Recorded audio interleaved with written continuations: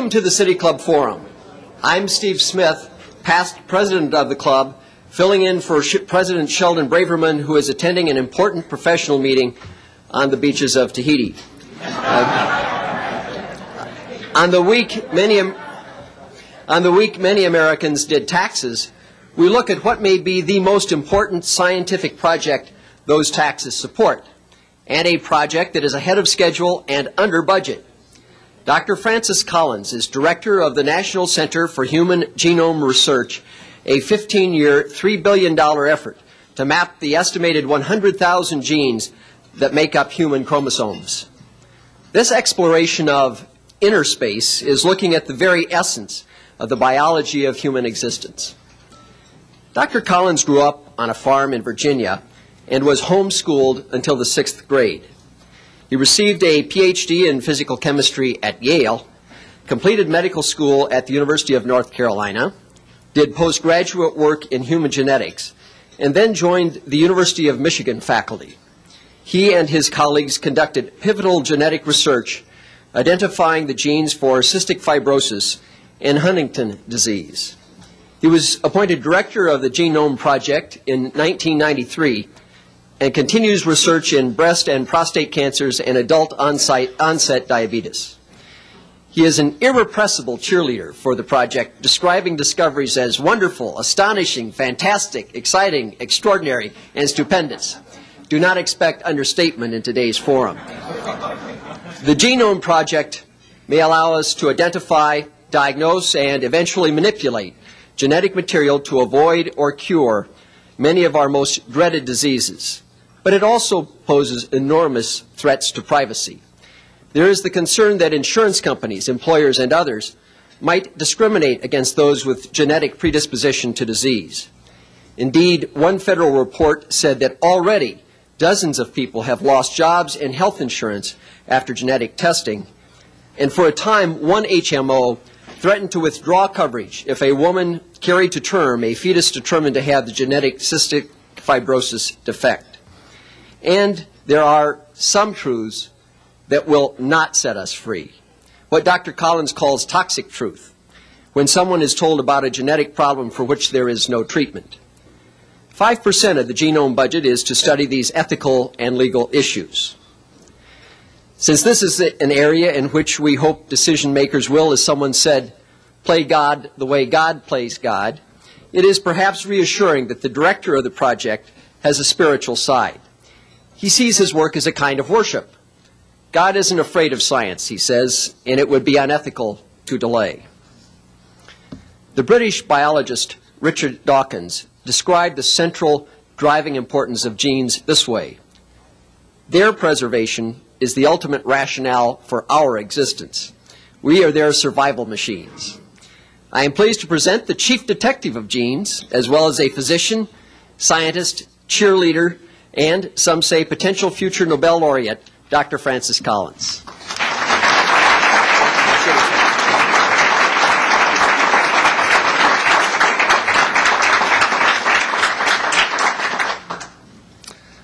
Rah, rah. Thank you very much. That was a delightful introduction, and I'm really honored to have a chance to speak before this forum, both to those in the room and to those who are listening over radio and television. I'm delighted that science and medicine are, in this particular forum, being given a place alongside politics and social commentary and business. And I think this particular topic, the human genome, fits particularly well into this forum, because here is an example of science that is going to have profound consequences for the future of the human race in terms of medical advances, some of which we can predict, some of which we still quite can't. And perhaps also in the way that we view ourselves, because we are engaged in this project basically in reading our own blueprint. You can think of that as a rather historic occasion in the history of a species when you go in and look at your own instructions. And that's what this project is about.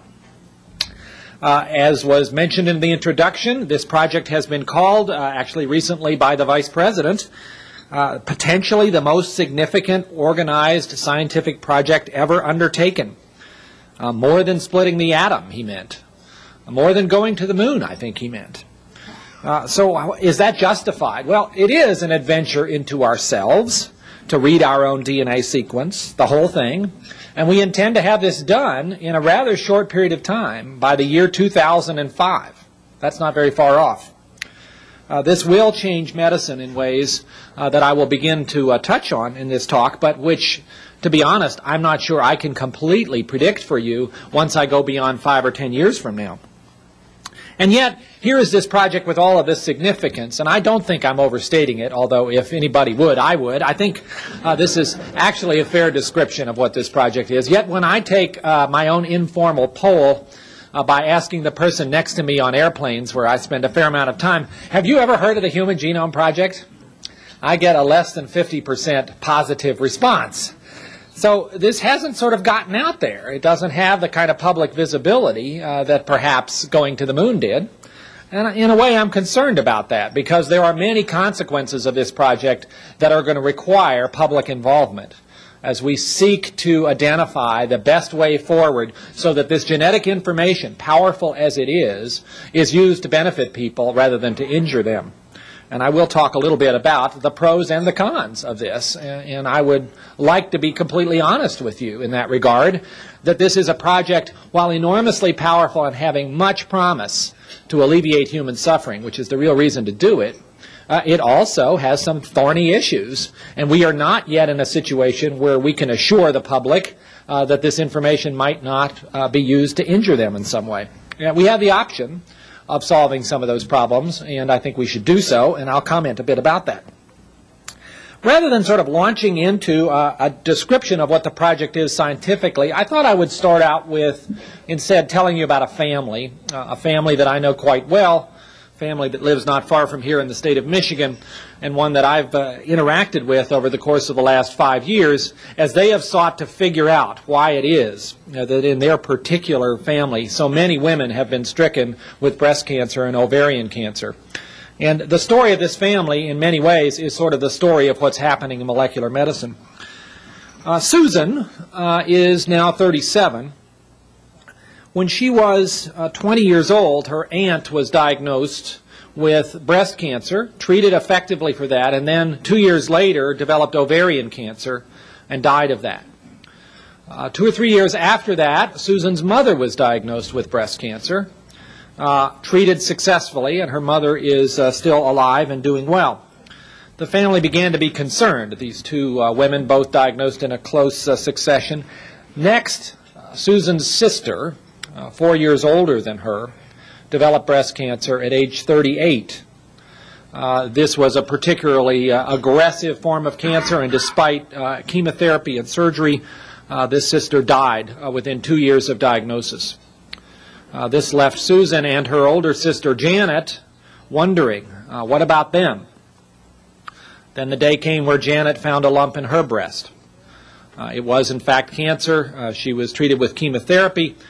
Seemed to have done well from that, was in the process a year later of recovering when she found a lump in the opposite breast. Biopsied an independent cancer, so she's had this twice. Janet is now being treated for that second cancer. Susan, after being anxious about this circumstance for the past 15 or 20 years, became more and more anxious, as you could imagine, with her mother, her aunt, and both of her sisters affected with breast cancer, many of them at an early age. She was convinced that she would be next.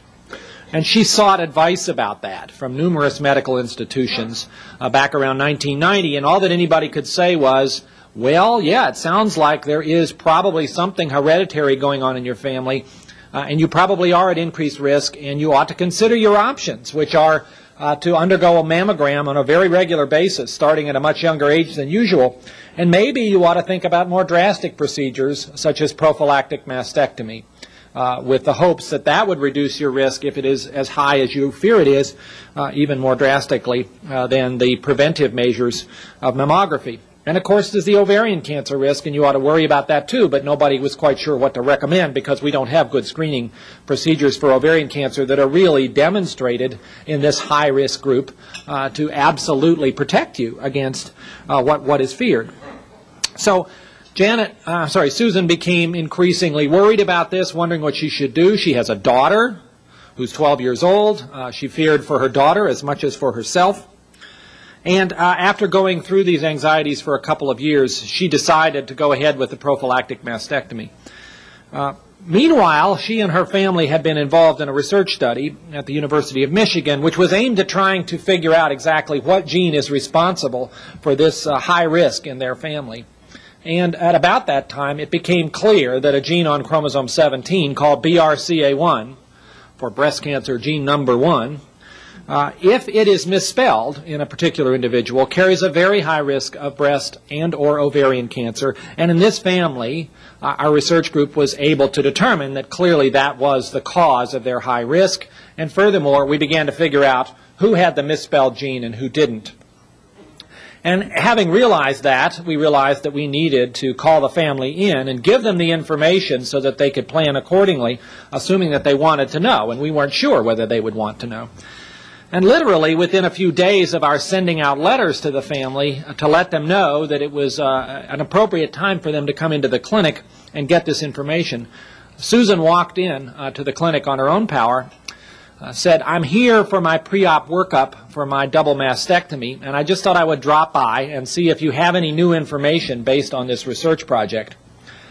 And we did. We had been studying her DNA and looked at the results right there as she was waiting, and realized that she did not have the misspelled gene. She had inherited the normal version from her mother. That meant her risk of breast cancer is the same as the general population, which is far too high, admittedly, but not the drastic, virtually 100% risk that she had in her mind. And so, within days of a very drastic procedure, she found out this information, canceled the surgery, was greatly relieved about her daughter, and I think it could be argued that this was a good thing. Now, what's going on here? Clearly, in this situation, there was a hereditary condition, and clearly getting the information about it was of some benefit to this individual. But it's also complicated. Now, I'll come back to Susan, and I'll tell you about a couple of her cousins in a little while, because they had a somewhat different experience with this test, where they didn't necessarily get the good news that they hoped for. Well, listen, virtually all diseases, breast cancer, diabetes, schizophrenia, prostate cancer, hypertension, coronary artery disease, alcoholism, I could go on and on. Virtually all diseases have a hereditary component. What runs in your family? Something probably does. And if it runs in a family, if it is hereditary, that indicates that it's probably encoded within DNA. DNA is the information-containing molecule of all living organisms, and it certainly is of the human. DNA is this wonderfully elegant, simple molecule. It is this double helix, as Watson and Crick figured out some 43 years ago. And the rungs on the ladder of the double helix are where you have the information contained. They can be one of 4 possible letters. The letters are abbreviations for chemical structures. And so it can be either A, C, G, or T. Those are the only 4 possibilities you have. So DNA is written in a language that has a 4-letter alphabet. And all of the information containing capacity of living organisms derives from that DNA information encoded within that 4-letter alphabet.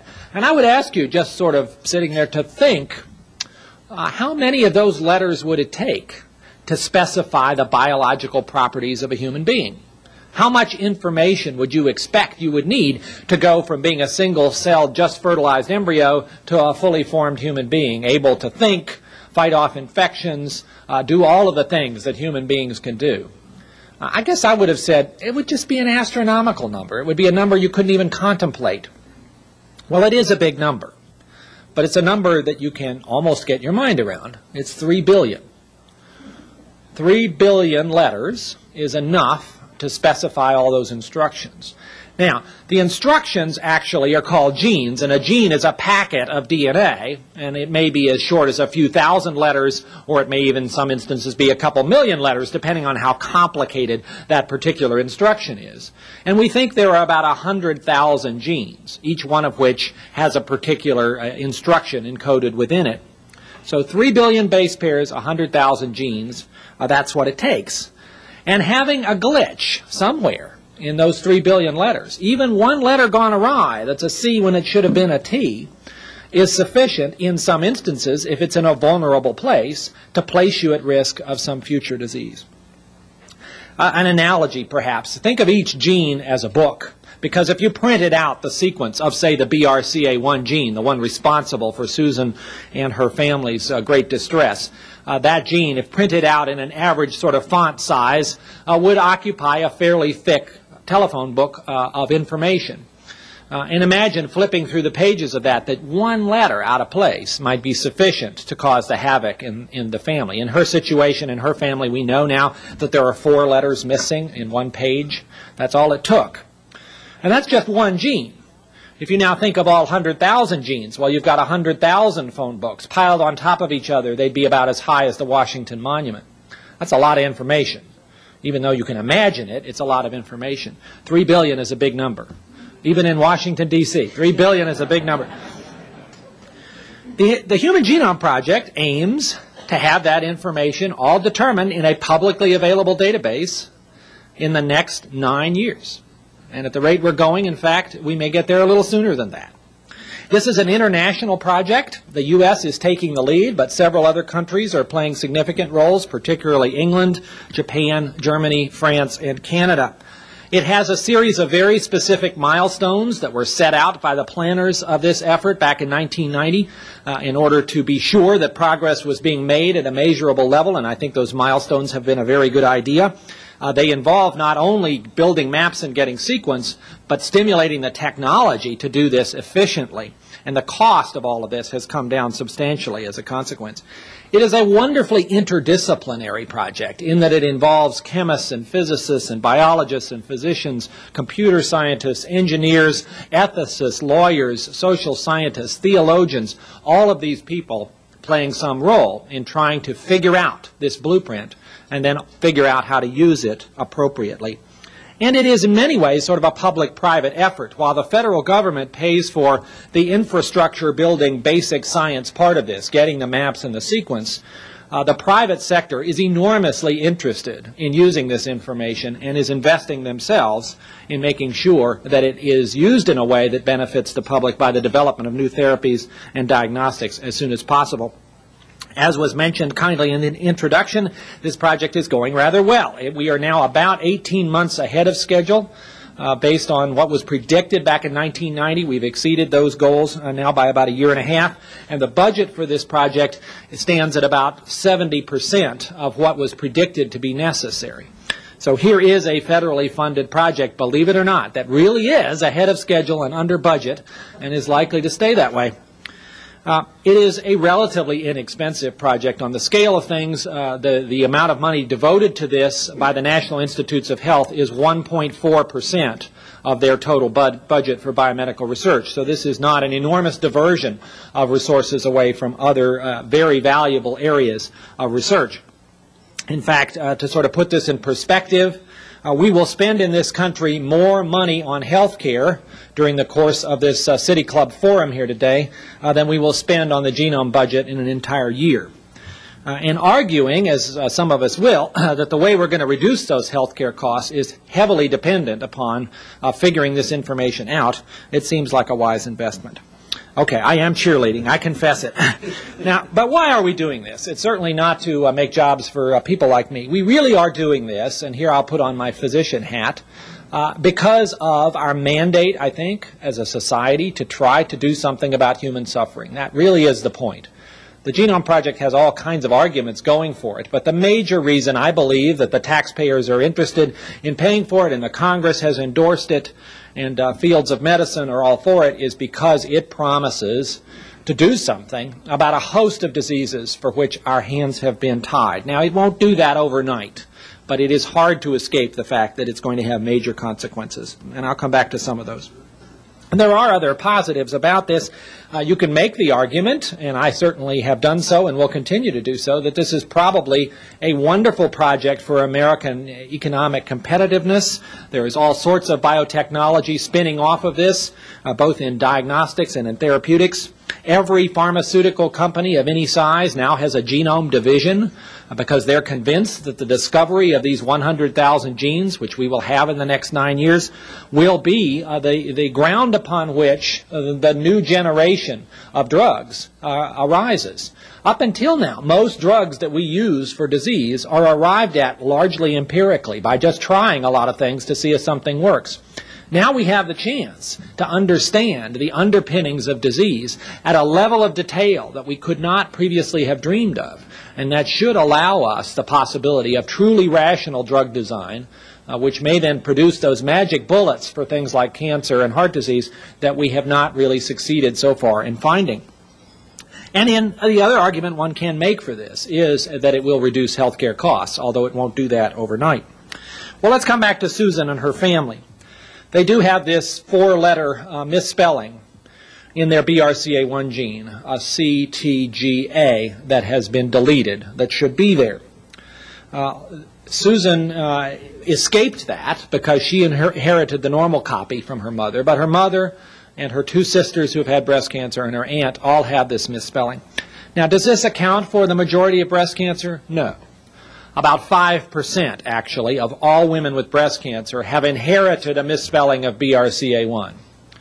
But on the other hand, if you see families like Susan's, where there are many affected women, especially if they have breast and ovarian cancer in some of these individuals, then the likelihood that BRCA1 is involved is much higher. I think one can make the argument in this situation that having the test available was useful to her. And I would like to point out that genetic testing doesn't always mean bad news, which is what people tend to assume.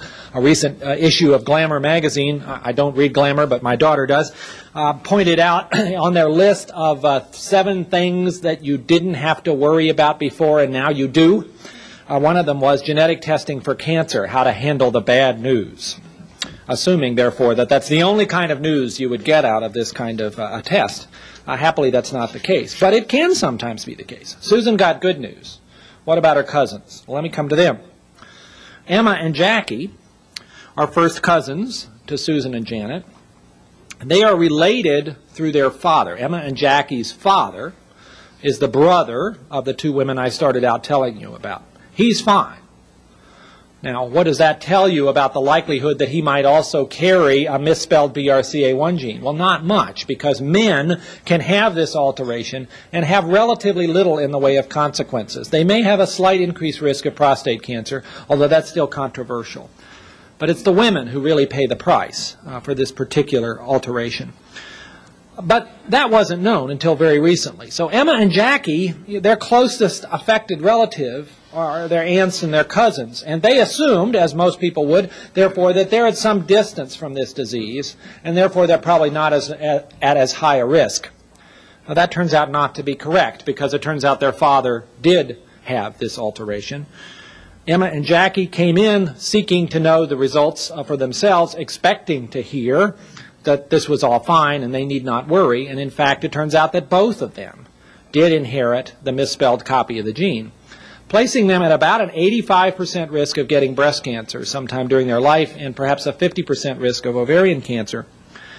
What to do? Emma, the oldest, at that point was 40 years old.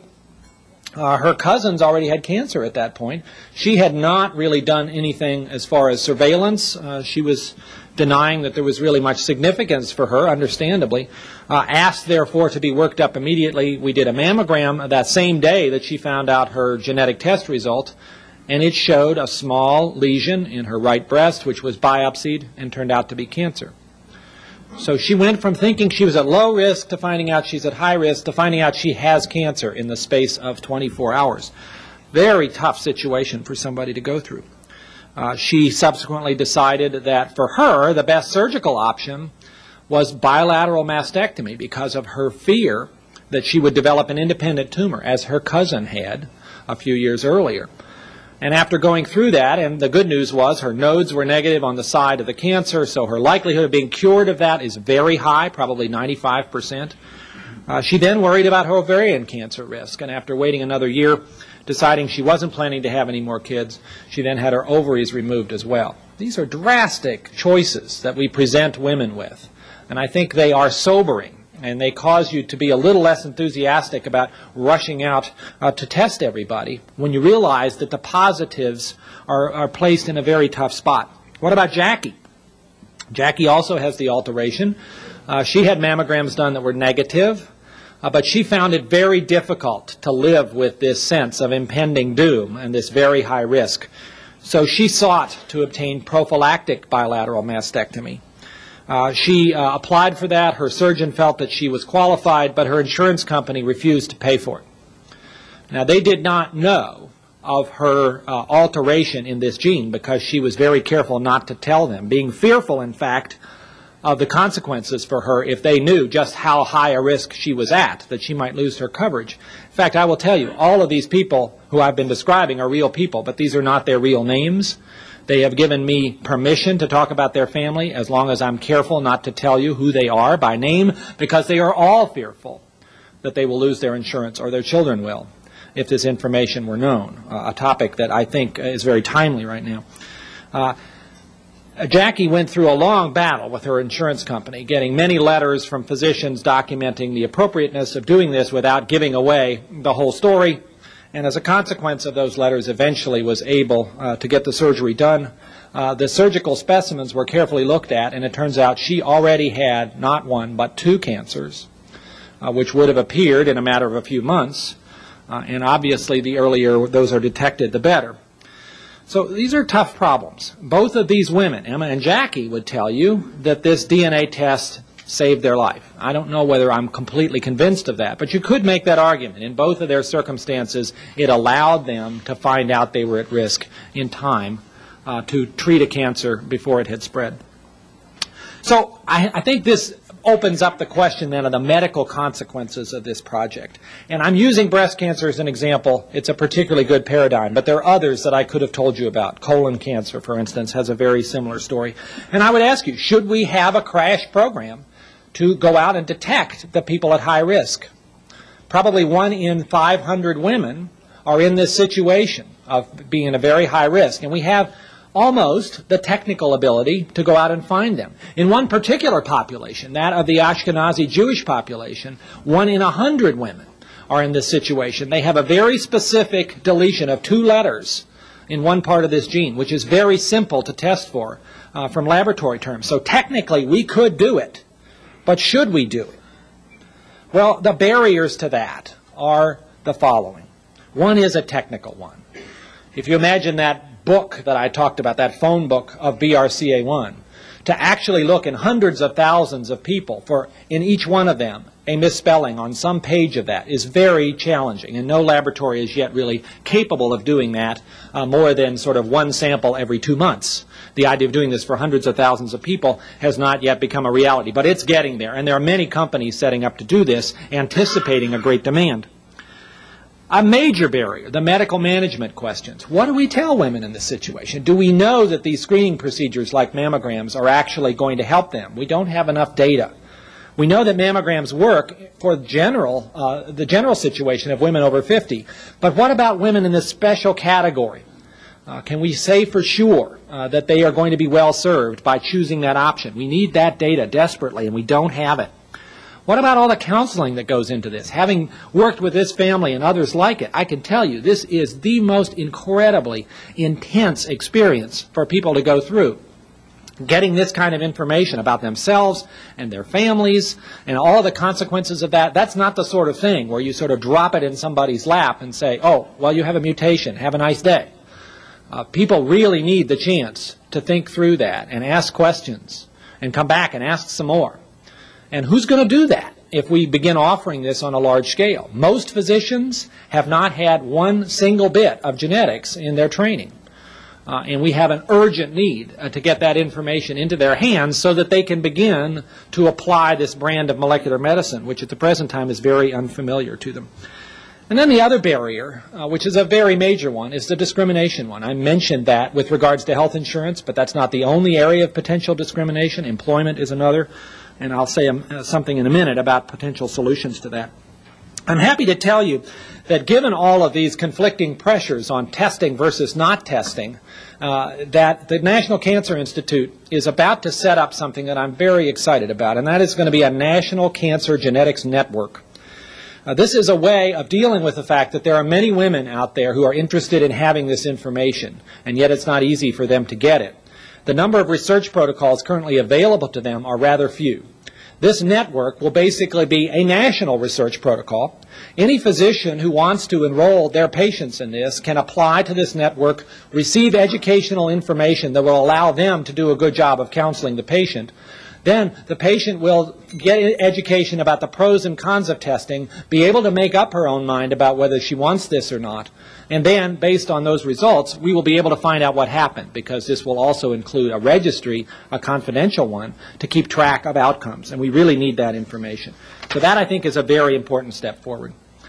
All of this is part and parcel of the Genome Project, but it's really now talking about the consequences. The ethical, legal, and social implications of this effort were recognized from the start as being among the most important parts of this. And we could not divorce the science from its consequences, or we would really regret it.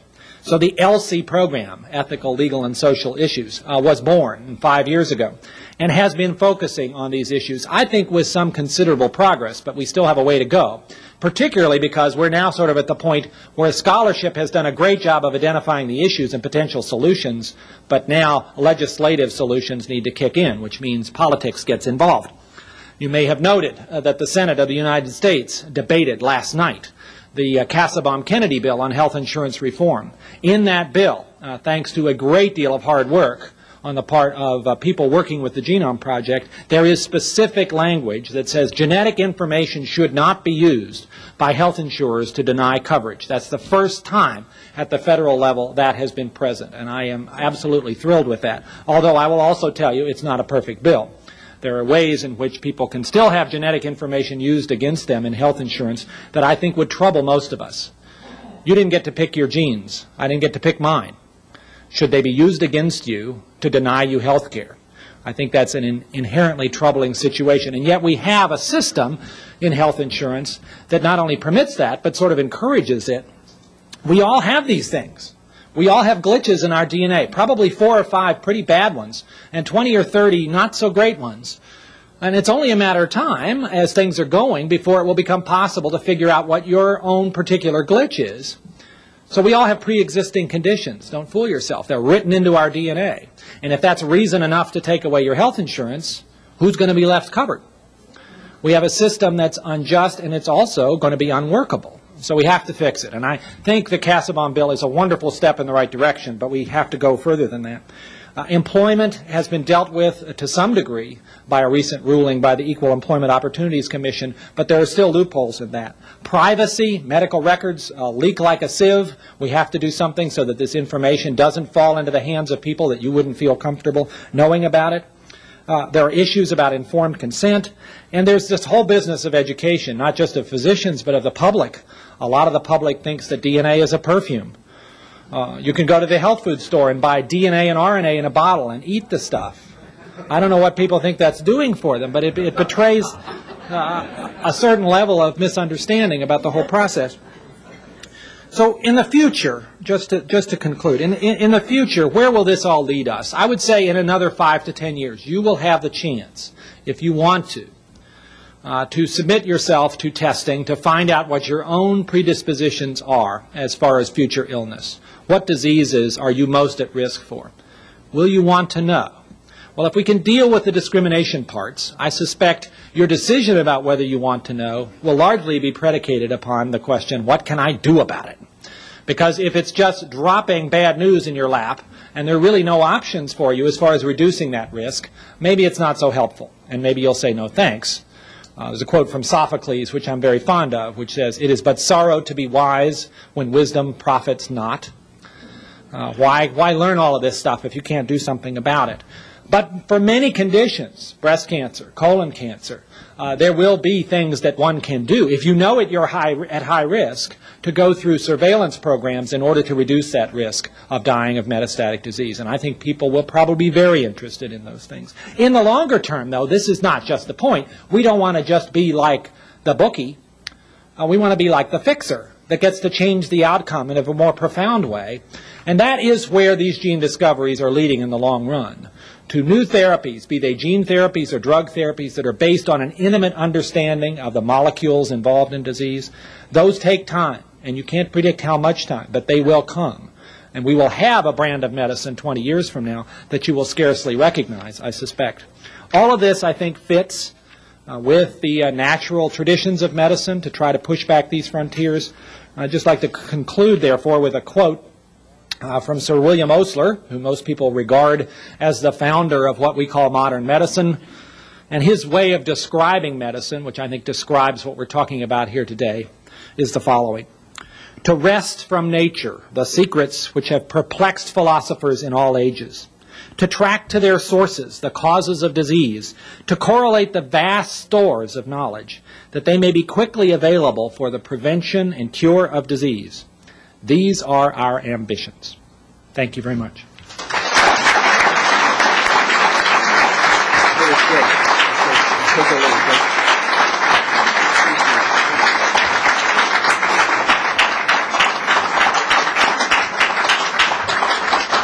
Our guest today at the City Club is Dr. Francis Collins, Director of the Human Genome Project of the National Institutes of Health, discussing the effort to map the human genetic code. We will return to Dr. Collins in just a couple of minutes to answer questions concerning which kind of DNA we should get at the health food store, but first a few announcements. Information on upcoming national broadcasts of the City Club Forum, as well as information on the City Club itself, is now available on the World Wide Web. The address is www.wclv.com.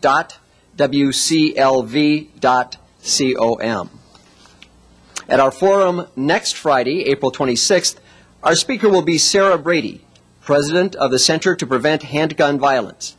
Sarah's husband, Jim Brady, was crippled in the assassination attempt on President Reagan, and their efforts to enact handgun control laws helped pass what has become known as their Brady Bill.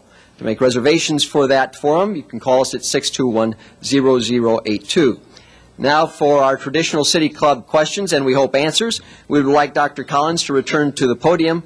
We welcome questions for everyone, those with ordinary genes and those with designer genes, and also from questions from our guests are welcome. To ask a question, raise your hand, and one of our City Club genies, Bob Conrad or Marcia Bynum, will arrive with a microphone. So the first question, please. Dr. Collins, you mentioned in your talk that about 5% of breast cancer patients can trace their disease to heredity in the genes. That leaves about 95% that come from other sources. Most of us, most women, cannot do very much about their ancestors. They can do some of the prophylactic things you talked about, mastectomies and other severe aspects. But the other 95% of the causes of breast cancer, many people feel are attributable to the environment or other causes. To what extent do you think there should be a national commission, very similar to your commission, which studies heredity in the genes, to look at the causes, whatever they may be, of the other 95% of the breast cancer cases, and most likely the environment? That's a very good question. While the proportion of breast cancer that can be attributed to a very strongly inherited contribution is about 5%, it's likely that another 20 to 25% of breast cancer has hereditary underpinnings. They're just not as strong. We're beginning to get a little bit of an idea of what some of those more weakly acting genes might be. But that still leaves the majority of breast cancer without an obvious hereditary cause. Now, cancer, however, we understand, virtually always comes about because of mutations in DNA. It's just that those are then acquired during life and then give rise to a cancer as opposed to being inherited. It is clear that there are environmental influences like radiation that damage DNA and therefore increase the risk of cancers of all sorts. But what is much less clear is what contribution do the environmental exposures that people who are not working in particularly high-risk industrial environments are receiving, and how much does that play a role in what is clearly a very alarming rate of breast cancer at the present time, with 1 in 8 women developing this disease sometime during their life? Or is that frequency of breast cancer a consequence of changes in our culture And there's certainly some evidence for that. When you look at the things that seem to represent risk factors for breast cancer, many of them are things that have come about in the Western world relatively recently, such as delaying childbearing, for instance. I think there is a lot of attention to environmental issues. The Human Genome Project within the National Institutes of Health is one of 22 institutes and centers. One of the other 22 is the National Institute of Environmental Health Sciences, and their entire focus is on the issues being raised in this question. And I would tell you that that is one of the other institutes that we work with the most closely. We sort of think of ourselves as the yin and yang here of disease, that the genetics combined with the environment often explains the outcome. And we may learn a lot from genetics about who is particularly sensitive to a certain environmental insult. Maybe one of the reasons we haven't been able to show that certain environmental exposures are risky is because for 95 or 99% of the population they're not, but for that 1 or 2% that has a particular genetic endowment, they may be. So these two things working together, I'm hoping, will shed light on what has admittedly been a murky and sort of frustrating area. Dr. Collins, welcome to the City Club. Thank you. I think I should explain one thing about our former president, Steve Smith. He's from Iowa, and the only doctor he's met was a veterinarian. Well, I was going to say, he certainly seems to have the gene for punning. In fact, it's the worst kind of humor. Yeah. This has really bothered me. I've had this on my wish list for 5 years at the forum. I'm so pleased you're here. But what bothers me is that throughout history, we never had a dramatic change like the Industrial Revolution. About 1760, we had about 150 years to adjust. Technology has taken that away, that comfort zone. And I look upon this in the sense that it's collapsing so quickly. By the time we assume we know something, it's collapsed again. And I'll leave you with the warning of Marshall McLuhan. We see the present through a rear view mirror. Would you comment? I think that's a very appropriate concern. Yesterday I sat in a hearing in front of the House of Representatives. One of the members of the Appropriations Committee, who was grilling the director of the NIH, Harold Varmus, about next year's plans for biomedical research, said basically the same thing. Dr. Varmus, how can you assure me that all of these wonderful scientific advances, particularly in genetics, are going to happen at a pace where we can accommodate for them and we won't end up looking at them in the rearview mirror and finding out that we did some things we wish we hadn't. There are certainly precedents, and I could go through a long list where that has happened. You mentioned the Industrial Revolution. Perhaps more recently people would look at the whole business of splitting the atom and nuclear energy, and were we really prepared for the consequences of that, or did we suddenly realize one day, oh my gosh, look where we're at? I mean, there is a very important part of the genome involved here to try to prevent that kind of catastrophe, that kind of waking up in a crisis result. And I think this is a new experiment. We've never done this before. We've never put ethics and law and social sciences not as an afterthought, but right smack in the middle of this. We're investing in this particular part of the Genome Project, the largest amount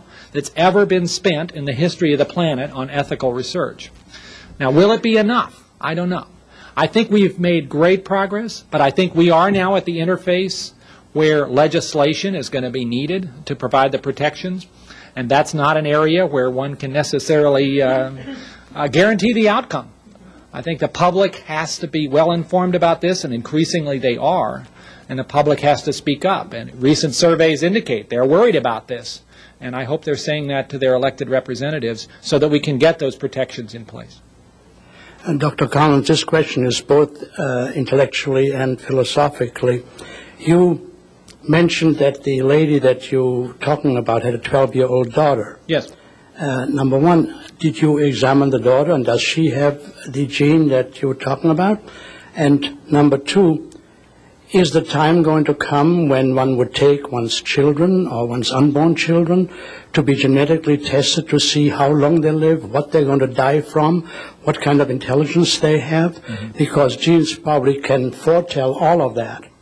And the ethical connection with that is just unbelievable to think about. Well, there's a number of very important points there. I think genes are powerful predictors of certain aspects of human biology, but I think we have to be careful that we don't assume that genes are us and that everything about us can be explained by our DNA sequence. And there's a tendency in the media often sort of fans these flames to imply that every property, whether it's novelty seeking, for which a gene was recently claimed, or infidelity, that was on the cover of Time magazine about a year ago, it's in our genes. And I wonder how many people passed the newsstand that week and said, oh, good, I thought it was me.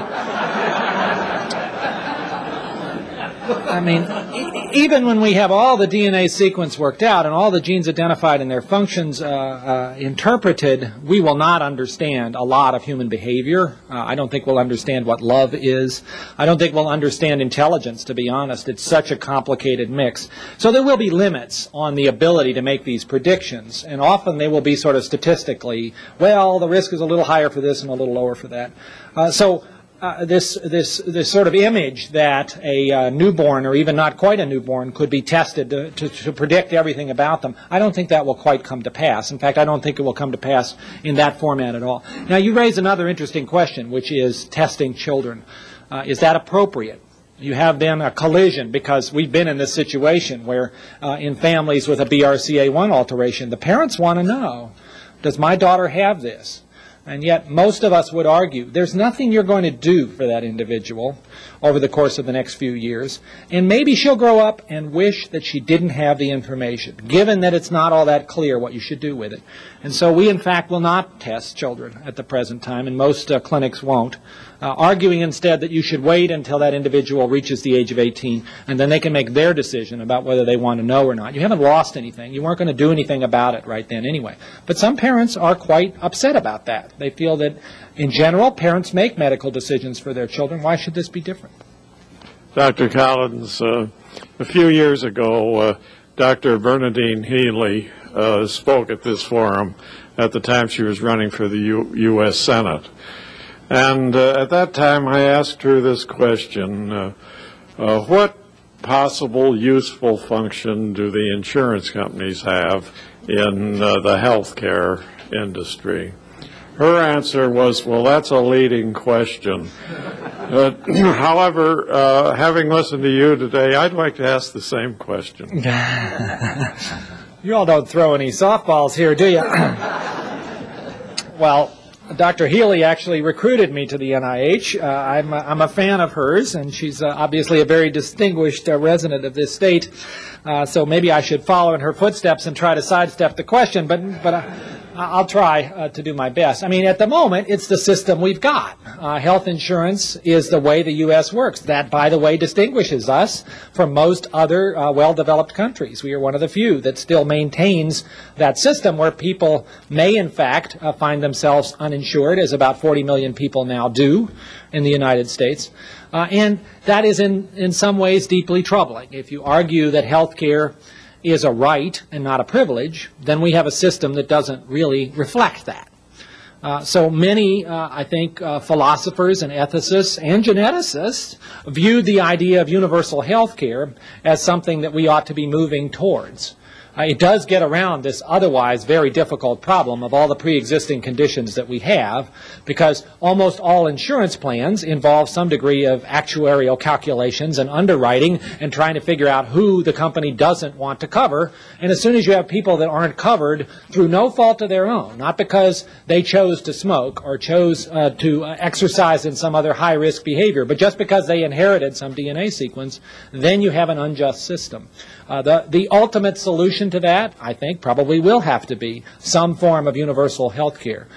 You cannot, however, in Washington, D.C., this year at least, say anything and even close to universal health care or even health care reform without having people look at you as if you just uttered some sort of obscenity, because it's just not on the table. It's not even discussable. In that environment, then, I have to say the next best thing, and one which I am very enthusiastic about, is doing something about health insurance to take genetic information off the table and say, well, maybe you can use other things, but you can't use this. And that's what the Casabon bill does, and its companion in the House, and that's what Senators Hatfield and Harkin and Feinstein and Mack and Representative Slaughter in the House have all been fighting for, and I applaud those efforts.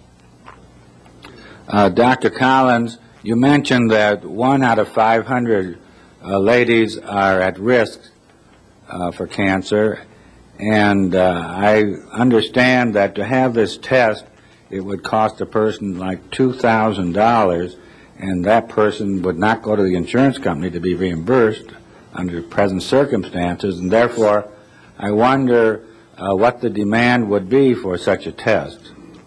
I think we don't know what the demand would be. There are companies that expect that even under those circumstances, a lot of people are going to want to know. The company that actually holds or will hold, presumably when the patent issues, the exclusive rights to diagnostic testing for BRCA1, a company named Myriad, is scaling up to begin offering this test sometime before the end of this year, and they expect to be able to do something like 10,000 tests a year. That's their expectation, at a cost of approximately $1,000 or $2,000. They haven't quite defined that. Will the demand actually be there for that? Is anybody's guess. Many of us, as I mentioned earlier, are concerned about that kind of testing being marketed to primary care physicians who may not be in a very good position to know how to use this testing and how to explain the results.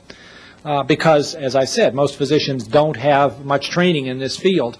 And I don't think it will take too many real disasters in terms of somebody being tested, maybe even without knowing the test had been ordered, and then being given very frightening information without the chance to figure out what it really means for them, before the public sort of says, wait, stop, we don't want anything to do with this. I mean, imagine a couple of covers of Newsweek on this topic, and the whole idea of genetic testing and preventive medicine will sort of get set back years, the way that sickle cell testing was in the 1970s by sort of poor planning. So we don't need to have that outcome. That's why I'm particularly excited about this network that the National Cancer Institute is setting up.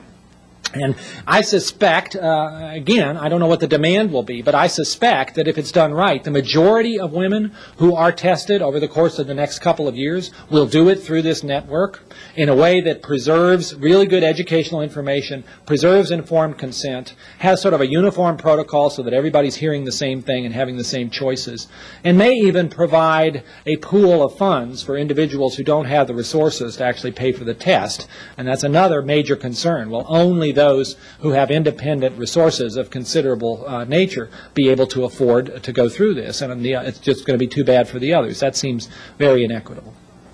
Dr. Collins, you've brought us very important information, and I'm very pleased that you're here with us. If you had a child who absolutely represents the kind of syndrome that you've talked about with this potential for cancer, on what basis have you been able to do this test, and are you the only place where this can take place at this present moment? Yeah, again, I've focused particularly today on BRCA1 because I think it's a paradigm. It raises many of the issues, but there are certainly other conditions for which testing is at least theoretically possible because the genes have been found. Many of those are rarer conditions. Colon cancer is the other one that's relatively common, for which the testing is at least theoretically possible. But all of these things, all of these gene discoveries are less than 2 years old. It is not practical for research laboratories to do this kind of testing on any kind of large scale. So if it's going to happen, it will need to be done in a commercial laboratory where quality control is clearly attended to. So at the present time, there are very few protocols available for individuals who want to have this testing. But again, through this network, that is going to expand in the course of, say, the next 6 months. And that the expectation is that that will then make testing available in any community of a size that has a large medical center, because I suspect physicians in that community will then decide they want to participate. So the access is going to go up. Whether people sign up for it is anybody's bet. There are some other issues that maybe you're also alluding to in terms of testing. I mean, how do we decide that a test is ready to leave research and go into clinical practice? Whose decision is that? Is that just because a company has decided they can make some money on it, so they start marketing it to the public? I mean, you wouldn't allow that if you were talking about a drug that had toxic side effects. You'd have a process to decide when it's ready to be given outside of a research clinical trial. For testing, we don't have that, and some of us are worried about that. Testing can be beneficial It can also have risks. It can be toxic to get this information if it's not explained to you in an appropriate way, or if you're given the information when you really didn't want it. And therefore, I think we have to look carefully at that process. We have a task force on genetic testing, which has been meeting for about a year with the strong support of Secretary Shalala. And they have produced, about a month ago, about a 70-page set of draft principles of which should govern this process of testing. Everything from laboratory quality control to how decisions are made about when the test is released as part of clinical medicine. Those are being carefully studied by many groups, and it will be very interesting to see how well those sit. They will be controversial. That task force expects to produce implementation recommendations in another 6 to 8 months, and hopefully we will then have a better blueprint of where to go.